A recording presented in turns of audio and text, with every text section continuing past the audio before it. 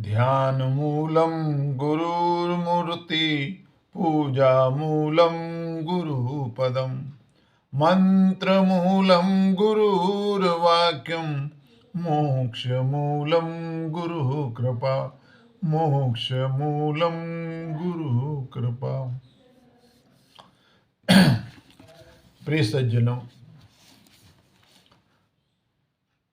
कोई भी जिज्ञासु हो या मुमुक्षु,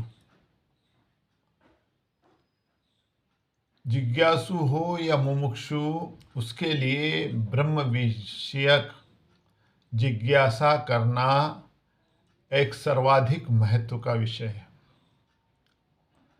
तो श्रुति कहती है कि रीते ज्ञानान मुक्ति, ज्ञान के बिना मुक्ति नहीं होती, क्योंकि ये ज्ञान ही ब्रह्म ज्ञान है। ठीक है, ये ज्ञान ही ब्रह्म ज्ञान है। वेदांत दर्शन की सबसे बड़ी विशेषता यही है सज्जनों, कि वह संपूर्ण सृष्टि को ब्रह्ममय मानता है। इसके अनुसार अयम आत्मा ब्रह्म, यह आत्मा ब्रह्म है।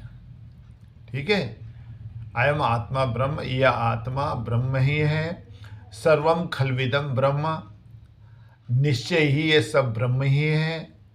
और नेनह नानास्ति किंचन, यानी यहाँ कुछ भी नाना नहीं है।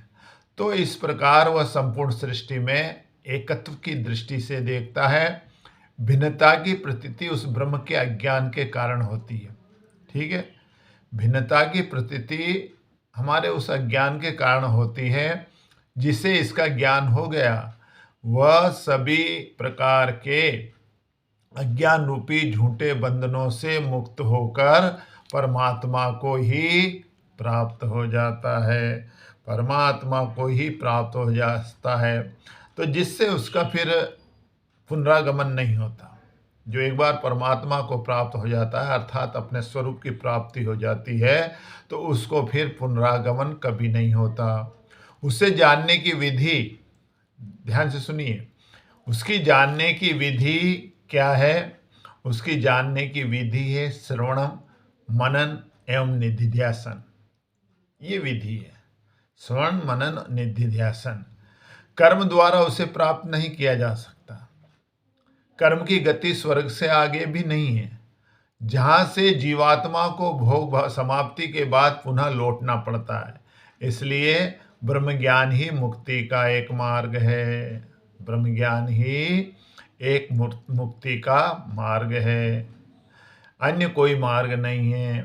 तो ऐसे महत्वपूर्ण विषय को जानने की जिज्ञासा होना भी पूर्व जन्म के शुभ संस्कारों का ही परिणाम है।